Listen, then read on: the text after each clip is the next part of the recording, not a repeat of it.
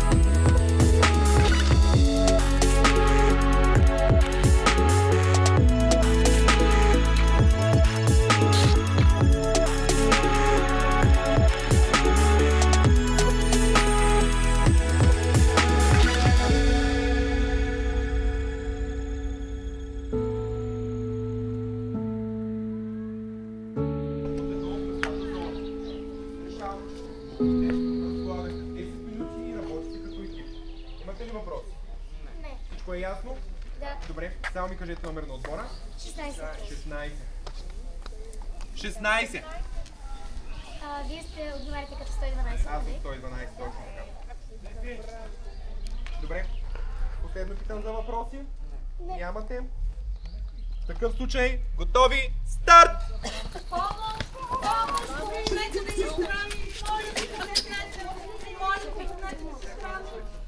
Моля ви, бяхме надпишни, горите ви стана. Странно сте някъде, тя има много голяма алергия. Моля ви, помогнете, не знам къде е. Яде случка с янки, моля ви, помогнете. Тя не може да движи.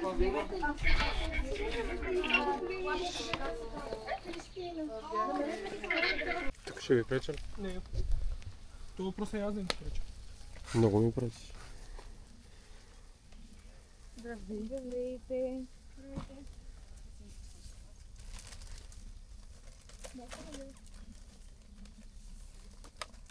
Представете си първо хора. Здравейте! Здравей! Мири! Аз съм Любомир. Как се казва? Здравей! Какво станало? Какво станало? Аз съм българския младежки червен кръст на Върховната държава. Ти имаш ли някакви алергии, за които знаеш? Нямаш. Спокойно, добре, как се казва, знаеш? Сега ще сложим чуждетка. Дали ще ми обясня какво правиш, защо правиш? Добре. Какво става? Да ударям ли? Да, силно. Така, давам ви само една насока. Не искам да виждам пострадал, който стои сам, предвид, че вече всички сте влезнали в ситуацията. Разпределете се хубаво и чакам обаждането. Трябва да ударя е така нагоре, за да мога да изкарам човешкото тяло, с което се е задавила. Да. 2 нещо е вече. Половината състезание мина. Так му хапнахме. Ярах се. Много здраво. Не беше май добра идея.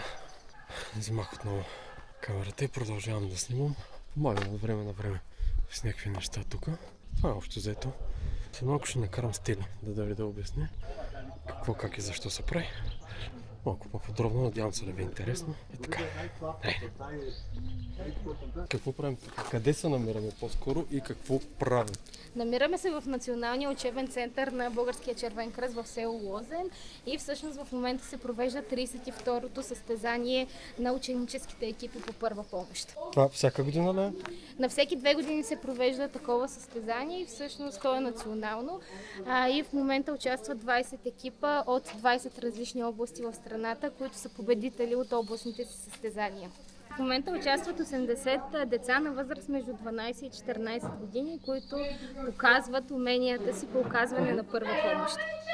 Това е много готино. Това е деца още, които преди да станат доброволци в Български младежки червен кръст. След като станат доброволци, там има нещо, което е, ти каза, че се прави на всеки 2 години, а между тези 2 години има едно друго състезание. Точно така. Отново е национално състезание по първа помощ, само че е за нашите младежки аварийни екипи. След което означава, че тези ученически екипи, ако някой ден те станат доброволци в Български младежки червен кръст, те могат да станат част от младежките аварийни екипи или така нареченото МАЕ. Точно така и всъщност това, което можем да кажем е, че голяма част от съдиите, които са днес тук заедно с нас, именно са стартирали пътя си в Български младежки червен кръст като част от ученическите екипи по първа помощ. Пълно можеш да се представиш. Кой си? Добре. И къде се намираме точно? Здравейте, аз съм Анди и се намираме на 4-ти пункт на националното състезание на ученическите екипи по първа помощ. Това, което се случва тук е, че отборът играе индивидуално, т.е. всеки един от участниците има самостоятелна ситуация, която трябва да се справя с нея и това е изкуствен дишен и сърдечен масаж или когато имаме внезапен сърдечен арест. Здравейте, казвам се Виктория, представител съм на Български младежки червен кръст все още няколко години.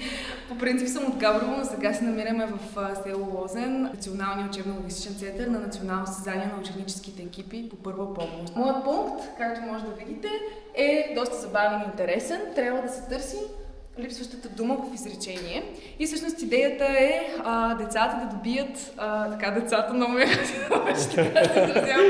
добият представа с какво се занимава Българския младежки червен кръст и всъщност да разберат, че нашите дейности не са само единствено първа до лекарска помощ, макар и тя да е една основополагаща част на организацията, а се занимаваме и с емоционална интелигентност, с толерантност, с промоция на хуманитарните ценности и разбира се с психосоциална подкрепа и как да помогнем на човек по време на бедствие не само физически, но и психически, тъй като това е една огромна част от помощта изобщо. Така, чакаме сега последния отбор, стискаме палци, вече си имам фаворит, ще видим кой ще спечели и дали съм била права.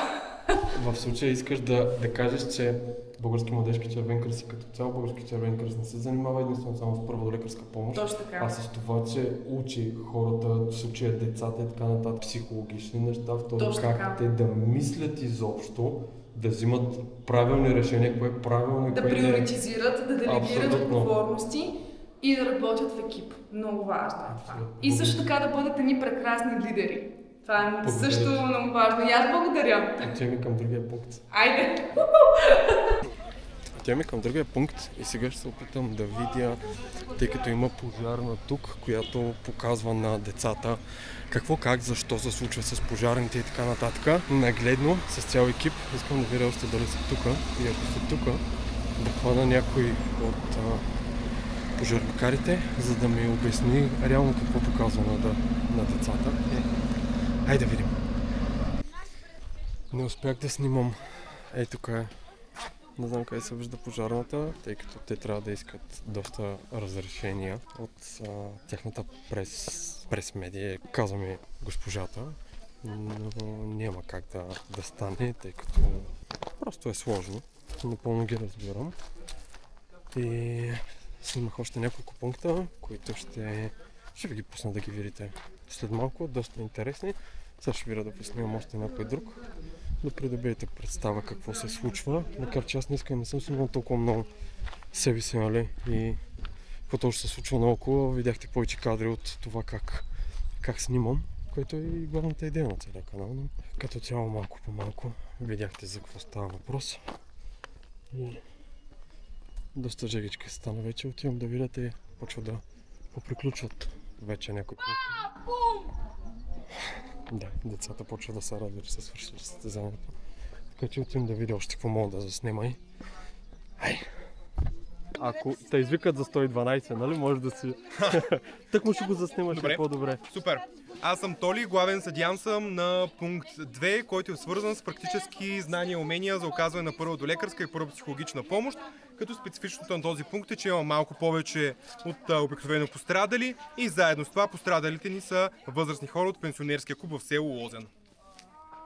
Добър ден, казвам се Апостол Караганчев и съм главен съдия на един от пунктовете на състезанието на ученическите екипи по първа помощ. В моя пункт, който се казваше Башмайсторът, имаше двама участника. Две деца се бяха събрали да правят къщичка за птички и пострадалите бяха следните. Едното момче получава гърчи припада, другото момче като го вижда се притеснява и се порязва с стрелом по ръката. Участниците трябваше да обгрижат пострадалия в безсъзнание и пострадалия с прорезна рана на ръката. Здравейте, как се чувствате след края на това дълго събитие? Много изморена, много ме болят краката, но иначе беше страхотно. Имате някакви оплаквания и препоръки? Към техническия екип? Към каквото искате? Не, всички бяха невероятни. Уау! Страхотно! Мисля, че Маша заслужава да бъде повишена на 12 часа в дирекция. Нарочно ли каза нещо за технически екип? Не знам къде ми отиде баджа или така ми се стори, че... И взимат интервю. Бейбе! Маша, бейбе! Това трябва да го качвам. Това ще стане страшно меме от това нещо. Маша, бейбе! Да, добавете има в някакъв общ чат да го поства това нещо, да тръгне. Как си изкара днес? Невероятно беше, просто Топ, няма такова събитие. Топ събитие. Кой печели сега квадрат напиша? Аз за това го казах. Смешка. Ще ги размислим. Тайната на вода. Приключихме. Вече сме на път за вкъщи. Беше доста готово, приятно. върнаха са някакви стари готини спомени. Времето, в което аз бях добър волец, особено като гледах малките, като знам какво е аз да съм бил на тяхно място. Сега съм от другата страна и просто гледам. Мисля, че би трябвало да се е получило доста добро. Изкарах се много готино, много яко, доста приятно. Пак ще отира със сигурност, ако ме поканят. Стелям, ще чакам, ако гледаш този влог, да ми кажеш дали съм поканен за година за майето.